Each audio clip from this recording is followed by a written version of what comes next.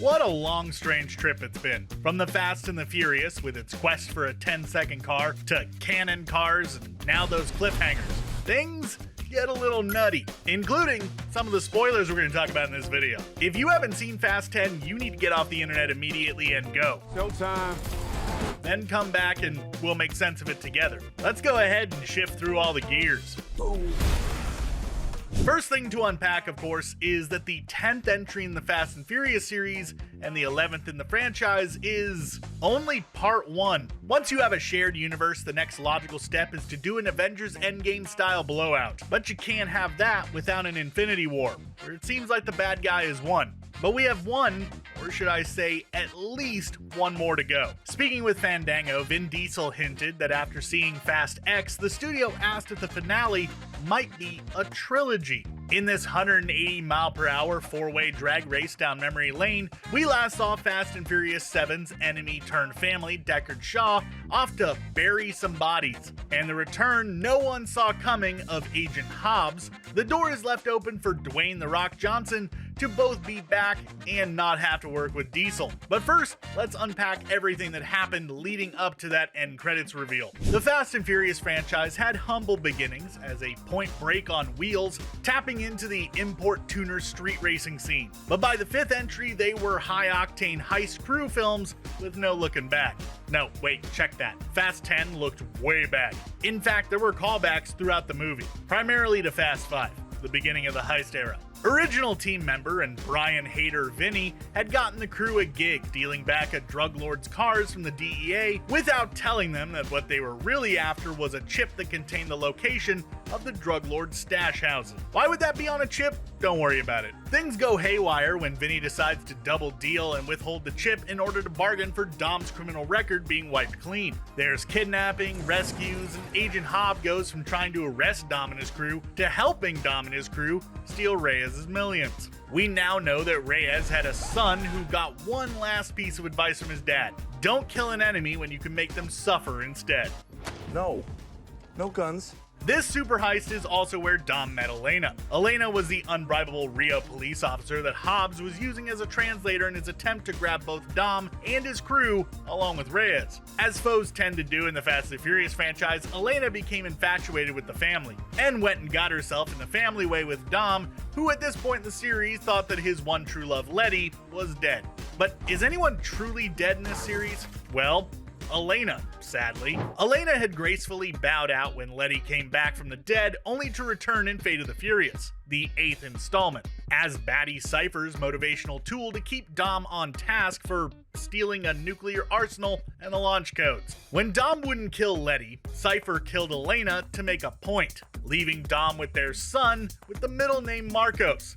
First name left blank for Dom to name him Brian after his heisting bestie played by the late Paul Walker. No worries though, Elena isn't left out of the super reunion. As it so happens, Elena had a sister with a penchant for hopping up old Datsun Z cars. Dom met her when he returned to the Brazilian street racing scene that he started in Fast 5. We met Queenie, the Shaw matriarch in Fate of the Furious as well, when Dom arranged a jailbreak for her boys Owen and Deckard in exchange for helping take down Cipher, who had put her boys in the path of Dom's family in the first place. Dom returned to Queenie to help disappear after Dante framed the family for the bomb that rolled through Rome. Cipher was behind Owen's quest for the Nightshade device that could knock the power out of large areas. She was also the one that was after the God's Eye chip that could compile surveillance footage from around the world and locate anyone within 4 minutes. This Fast and the Furious 7 MacGuffin was assigned to the family by Mr. Nobody, the leader of the agency, a super secret off-books organization. This is the little chip Miss Nobody, Tess, steals from the agency when she goes rogue to free Letty with Cipher's help. Now wait, we're not done with the Shaws quite yet. When the crew injure and apprehend Owen Shaw during his quest to create the Nightshade, that triggered brother Deckard to go after the fam, with his first stop being to kill Han, who we all knew was gonna die, except not, of course. Now this has layers. Han was in Japan after the fam had defeated Owen Shaw and earned their pardons. Everyone thought he was there to mourn the apparent loss of his love interest Giselle. Giselle, of course, was part of the agency who had infiltrated the Braga cartel. She would join the team and form a relationship with Han until she sacrificed herself at the end of the 6th entry to save Han. But nope to all that. Giselle isn't dead. She's apparently living that submarine life. And Han wasn't just there to teach other Americans, Han was actually born and raised in the States, how to drift. But he was also enlisted by Mr. Nobody to hide Elle, the daughter of the creator of the Ares Project, a magic hacking tool that could give someone access to the world's stockpile of arms. When Dom's long-lost brother Jacob and his new partner Otto came looking for it, Mr. Nobody and Han used Deckard's attack to fake Han's death to hide him and Elle. The team figured all that out and brought Han back from the dead in the 9th entry, but no one told Deckard that he hadn't actually killed Han, which is why Deckard was unprepared for Han to knock on his door. Jacob, of course, was estranged from his brother because Dom blamed Jacob for their father's death. After a race to see who could stay in LA, Jacob lost and became a high-speed secret operative who would eventually team up with German ne'er-do-well Otto to steal the Ares device that both the agency and Cipher wanted. The brothers reconciled at the end of that in a long-standing tradition for the series of former enemies becoming family. I mean, he was literally Dom's family already, but now he's family.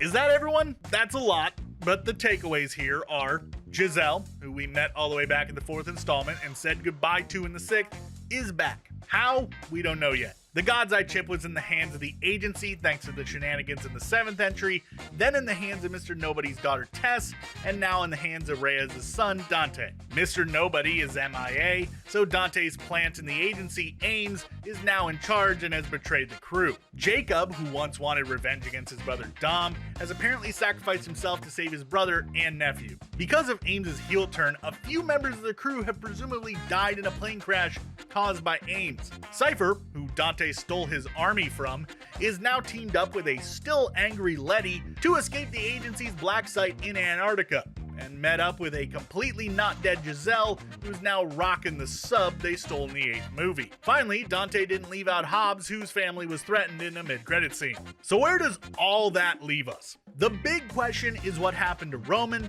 Tej, Ramsey, and Han. I mean, we saw the plane go down around the mountain. They were still in the plane when they thought it was coming to the rescue. And what if Dom and Lit B were facing down a dam that Dante just blew up? There's no Doctor Strange to hold back that tide. This is classic cliffhanger material. Heroes are supposedly dead, the main hero faces a seemingly impossible threat. Tune in next week, or in this case 2 years, when the 11th installment comes out. If you've watched serials or the movie Misery, or frankly this series with so many supposedly dead people walking around, you know that apparent death is not always confirmed death. What you didn't see was that they jumped out of the cock-a-doodle car, or the Han in the car was a hologram, or Letty fell out of the car but had amnesia, however Giselle survived her apparent death. All of which is to say, if they died in an explosion around the corner, they probably didn't die in an explosion. There's also the matter of Cipher and Letty in the submarine they stole in Fate of the Furious. Somehow, Giselle has survived and she's piloting the sub as part of Cipher's grand escape plan, fostered by Mr. Nobody's daughter Tess. This sets up the furious ladies of the Fast franchise, except Ramsey,